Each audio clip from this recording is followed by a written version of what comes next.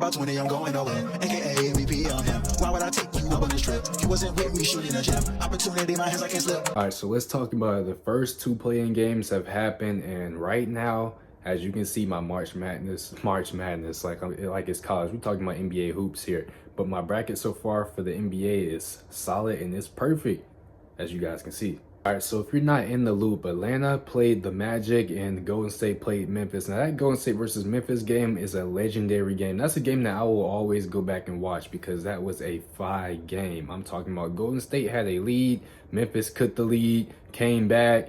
You know what I'm saying? Golden State added another lead, Memphis cut that lead, and it came down to the fourth quarter, and the fourth quarter is where ballers ball. And you know, we're in that mode of playoff basketball right now. And playoff basketball, it's all about strategy. Like with the Atlanta Hawks versus Magic game, I called it in my last video when I did my NBA bracket that Atlanta might just want to lose this game against the Magic. That way they can avoid playing Boston, that they have a better chance of playing the Cleveland Cavaliers, a team that they can beat. Because I don't believe that, you know, the Atlanta Hawks have the roster or the talent to really compete with a team like Boston. And we know that they can look up with a good 7-game series against the Cavs. In that game, the Hawks were trailing and, you know, they cut the lead and were starting to look like they're about to come back and make it a ball game. And then, you know, that second half, just classic Atlanta Hawks for you in the second half of basketball.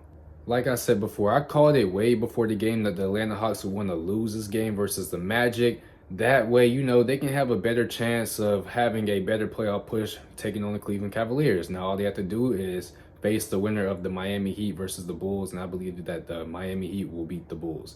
So Atlanta versus Miami, Trae Young does his thing for that game and gets in versus the Cleveland Cavaliers. I believe that can be a great series. While we're on the Atlanta Hawks subject, let's talk about my boy Trae, Ice Trae Young. You think that we would forget about Trae Young? Ice Trae Young getting ejected in a meaningless game, and meaningless because everybody knew that Atlanta was going to lose that game regardless. I don't know what you thought. Oh, yeah, no, Atlanta was purposely going to lose that game because they didn't want to face Boston. I'm telling you that.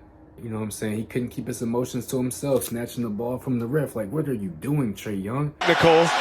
And Trae Young snatches the ball from Pat Frail. That's going to cost him some money there. He ball faked him, shot faked him, and Young's been ejected.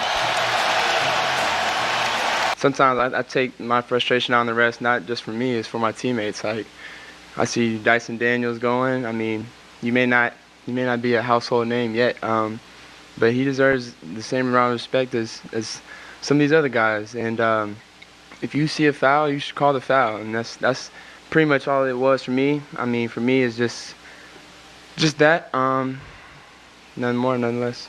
Yeah, I mean, obviously it's one game. I'm not letting it dwindle. I'm not letting people think about what I'm feeling and things like that. Obviously, I told them I was sticking up for the squad, and I'm not going to let the refs frustrate me like that in our next game. I know we got a winner go home next, so I'm going to be ready. And I told the team I'm going to be ready for them. We got to go home and take care of business.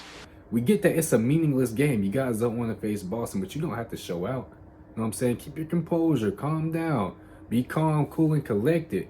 So when we take on the Miami Heat, you know what I'm saying? Never mind. Honestly, I like what Trae Young did because when we take on the Heat, we need that. We need that firepower. We need that strength when we take on the Heat. Beat them so we can get the Cavs up out of there. Yes, sir. Getting back on the realistic page. Now, we know that the Hawks will be taking on the Miami Heat. It's halftime right now, 71-47. So let me know. Comment down below. Do you think that the Hawks can really beat the Heat? If so, what is your prediction for the Hawks versus Cavs series if it happens? Ending things off with the Golden State Warriors. I'm not going to lie to you. If the Golden State Warriors play like this throughout the whole playoffs, they will be the NBA champions. I cannot lie. Playoff Jimmy was in full effect last night, and Stephen Curry had a great game as well, hitting tough shots. Like, this is why Stephen Curry is the greatest shooter of all time. Trying to get a minnow in shallow water. He is so quick twitch. Santos has been Curry from way outside. Looney to Curry, Curry the corner. Just an incredible shot. Them were tough shots. Not everybody can hit those type of shots. And we know that Draymond Green is their anchor. He's their defensive player. He's the guy that's going to do things that's not going to always show up in the box score. So at some point in the playoffs, I'm not going to say against the Houston Rockets, even though the Houston Rockets are a great team, they're young. You know, I don't think, well, we know that they don't have the playoff experience like that, but that doesn't mean anything in today's NBA to me. I expect it to be an amazing series between the Rockets and the Warriors. And I want the Warriors to win. I think that the Warriors are capable of winning, and that's who I have winning. But Houston can sneak up on the Warriors because it's going to take more than Jimmy Butler, Stephen Curry, and Draymond Green to get this done. The complementary pieces are going to have to help support Jimmy Butler and Stephen Curry and also Draymond Green. Guys that we didn't see playing that play-in like Jonathan Kuminga and, you know, guys that are struggling like Buddy Hield. He's going to have to pick up his slack and he's going to have to do better because the Golden State at some point in this playoff run, they're going to need Buddy Hield. They're going to need Jonathan Kuminga. And then they're going to need Moses Moody, Podziemski, Post, Gary Payton. All these guys to just be consistent and play their role. Everybody playing their role to a T will make Golden State unstoppable. Let me know, how far do you have the Golden State Warriors going in the playoffs?